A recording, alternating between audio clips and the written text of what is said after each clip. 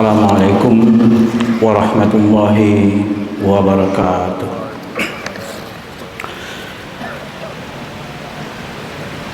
Alhamdulillahilladzi arsala rasulahu bil huda wa dinil haqq liyuzhirahu 'alad dini kullih walau karihal kafirun. Asyhadu an la ilaha illallah la syarikalah wa asyhadu anna Muhammadan abduhu wa rasuluh la nabiyya ba'du. Saudara-saudaraku seiman, mari kita bersyukur kepada Allah Subhanahu wa taala karena atas dorongan keimanan kita sampai ke masjid ini untuk melaksanakan ibadah. Semoga amal ibadah kita dibalas oleh Allah Subhanahu wa taala dengan balasan yang setimpal. Selawat beriring salam kepada Nabi Muhammad, Nabi kita yang memberikan contoh perilaku teladan baik di dalam kehidupan beragama maupun di dalam kehidupan sosial kita sebagai manusia. Saudara-saudaraku yang saya muliakan, dalam kesempatan yang singkat ini saya ingin menyampaikan kisah seorang sahabat.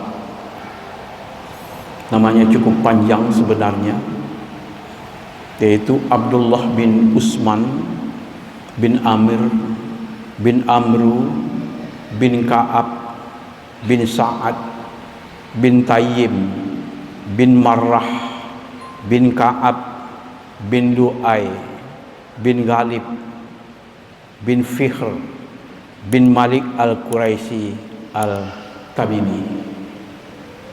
Nama ini asing bagi Bapak Ibu, tapi kalau saya sampaikan atau saya sebutkan nama yang populer, dia tidak asing di telinga kita. Beliau adalah Abu Bakar Siddiq. Saudara-saudara yang saya muliakan, Abu Bakar Siddiq ini sebenarnya diberi nama Abdul Ka'bah oleh orang tuanya.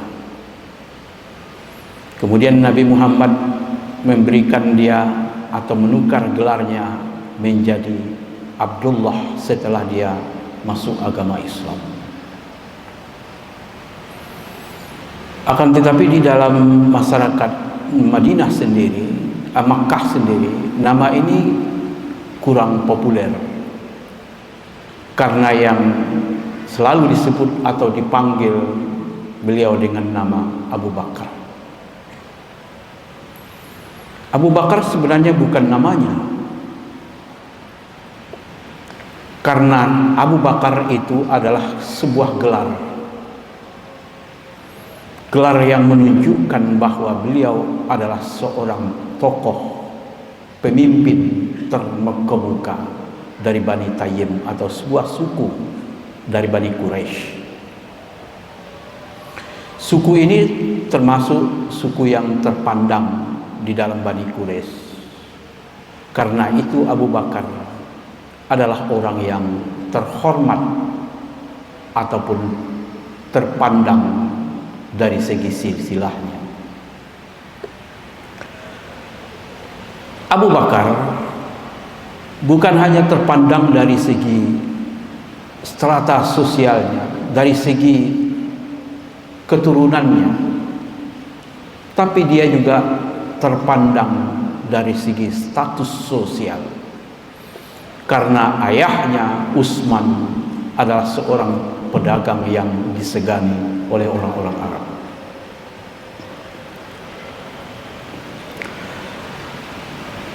Ayah Abu Bakar atau Utsman adalah seorang pedagang kain yang selalu melakukan perdagangan di musim panas ke Syam atau Syria. Syam ini adalah sebuah wilayah yang mencakup daerah sekarang disebut dengan Syria, Palestina, Lebanon,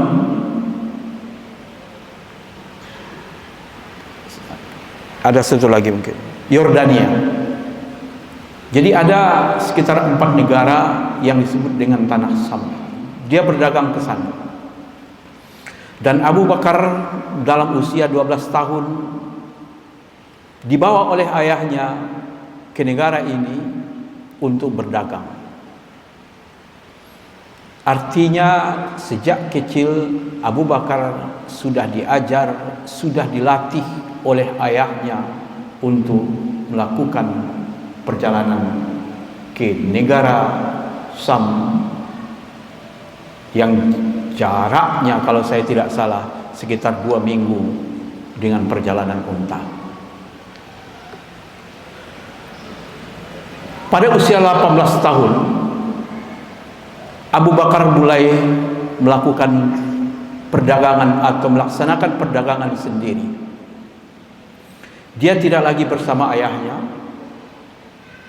tapi kemungkinan besar modal 40 dirham ini diperoleh oleh ayahnya atau mungkin upahnya. Maka dari modal 40 dirham ini Abu Bakar Siddiq melaksanakan atau melakukan perdagangan. Dia juga melakukan perdagangan kain ke Sam dan juga ke Yaman. Dari modal 40 dirham ini Abu Bakar Siddiq melaksanakan atau menjalankan perdagangannya. Dia berdagang dengan penuh kejujuran. Kunci kesuksesan Abu Bakar ini di dalam perdagangannya adalah kejujuran. Masyarakat Arab percaya dengan dia karena dia adalah seorang pedagang yang jujur. Yang diajarkan oleh Abu Bakar kepada kita di dalam berdagang ini adalah kejujuran. Dan kejujuran ini tidak dimiliki oleh setiap orang. Dalam perdagangan internasional, integritas atau kejujuran ini sangat penting sekali. Sebuah barang tidak akan laku kalau kualitasnya tidak memuaskan. Kualitas sangat terkait dengan kejujuran. Orang yang menipu mungkin bisa memperoleh keuntungan satu kali, tapi tidak akan selamanya orang percaya dengan si penipu. Akhirnya Abu Bakar dari modal 40 dirham itu, dia bisa menjadi seorang tidak hanya milioner. Saya hitung dengan bantuan ChatGPT.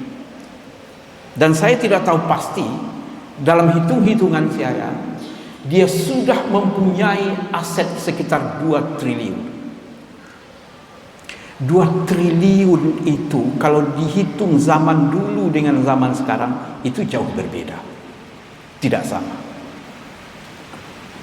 Artinya para sejarawan mengatakan bahwa Abu Bakar ini adalah seorang yang sangat luar biasa kayanya. Sangat kaya. Kekayaannya itu diperoleh melalui perdagangan dengan nilai-nilai kejujuran. Kunci kesuksesan Abu Bakar dalam perdagangan itu adalah kejujuran. Orang mempercayai dia sehingga orang datang kepadanya. Konsumen datang kepadanya untuk membeli barang karena dia jujur. Nilai-nilai kejujuran ini yang sulit kita temukan di dalam perdagangan, baik saat ini ataupun mungkin pada masa yang akan datang. Kaum muslimin, saudara-saudaraku, triliunan milik Abu Bakar itu habis semuanya, bukan karena bangkrut, tapi dia menyumbangkan hartanya semuanya untuk kepentingan sosial dan kepentingan dakwah setelah dia masuk Islam.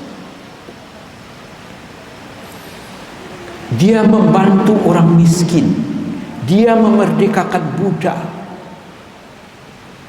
dia memberikan sumbangan, mensedekahkan hartanya ketika Nabi meminta sedekah. Ketika Umar ingin mengalahkannya sekali itu, saya kali ini ingin mengalahkan Abu Bakar, kata Umar. Maka dia membawa hartanya separuh. Abu Bakar membawanya semua hartanya. Karena Nabi memerlukan bantuan. Orang lain tidak diizinkan oleh Nabi Muhammad untuk menyerahkan semua hartanya, tapi Abu Bakar, Rasulullah menerimanya. Apa yang engkau tinggalkan untuk anak dan keluargamu? Allah dan Rasulnya. Tidak ada lagi yang tertinggal.